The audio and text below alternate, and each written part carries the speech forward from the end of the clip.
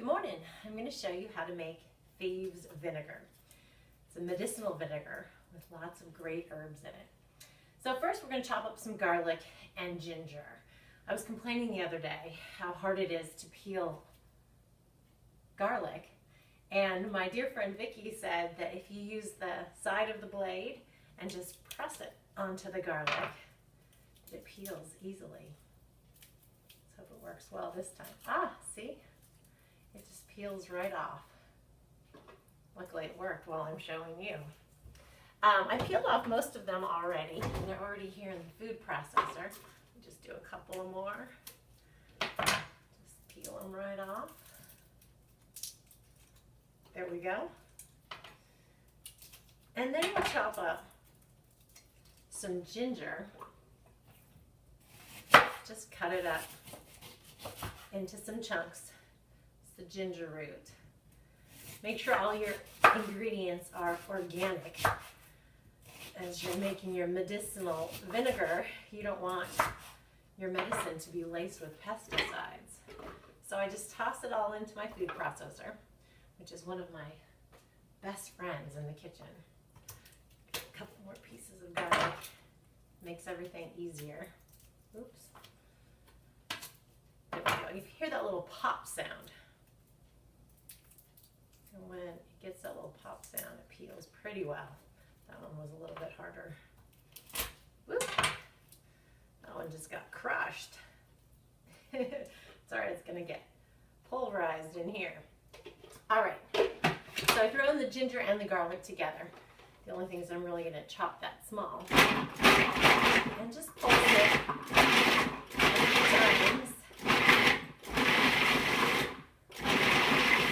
There we go. Maybe a little bit smaller. There you go. The greater surface that you have of the herbs that are going to be touching the vinegar, the better. Then you've got some hot peppers.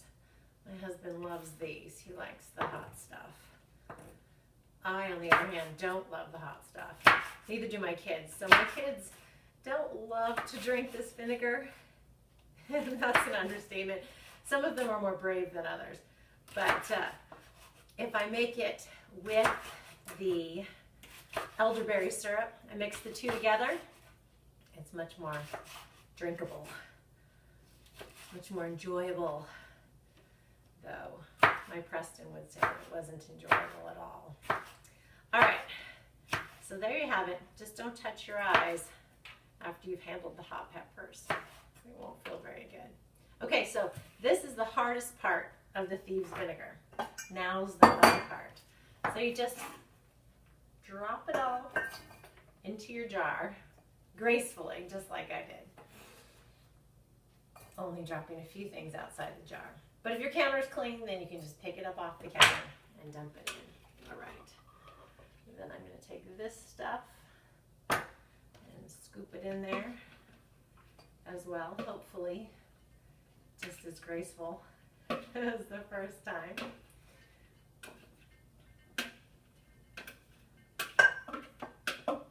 You want to get it all. Oh dear, not being as graceful as I would like. Okay, so then I've already measured out some stuff. I've got black peppercorns. I'm going to dump those in there. I might actually add some more. This is powdered thyme, but you can also use fresh. Fresh or dried is good. And it doesn't need to be powdered, but that just so happens to be what I have. I have fresh rosemary. So I'm just going to stuff that in there. Rinsed off already. Got a little bit more. I happen to have a little hillside that has a lot of fresh rosemary growing on it. I also have some fresh lavender that's growing in my yard. And I actually want to pull off those stems first. But I'm going to throw those lavender flowers in. And you can use dried lavender or fresh lavender or no lavender, but it has good antibacterial properties. And then I've got fresh mint from my garden as well. And mint grows pretty darn wild out there. It'll take over, so make sure that it's kind of separate from everything else. And then I have cloves, whole cloves. Throw the whole cloves in there. Some cinnamon sticks, toss them in. And then to add a little more heat, I've got cayenne powder. The cayenne powder, try not to breathe, it'll make you start to sneeze. But the cayenne is great to get rid of colds. This is sage, dried sage. My other house used to have sage growing in the yard, so I used to use fresh sage, but I'm using dried now.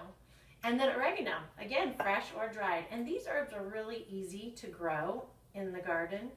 Just find a little spot out there and you could grow them and just pick them, pluck them fresh. All right, doesn't it look pretty? This side actually looks pretty. You got the red, green. All right, so then you shake up your vinegar. Make sure you get all the good stuff from the bottom, the mother. And just pour it in. Some people think this is hard to do, but as you see, it's pretty easy. It's easier than cooking most meals. All right, and then I have another thing of apple cider vinegar, raw, organic, of course, and just pour it in.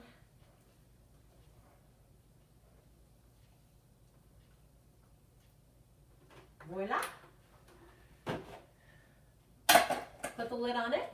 Make sure you label it. I usually use a little piece of tape, just a piece of tape on top. Write what it is and the date of when you put it in there. And you can label it on the side too, just in case one of the labels goes awry. And then set it in a warm, sunny place.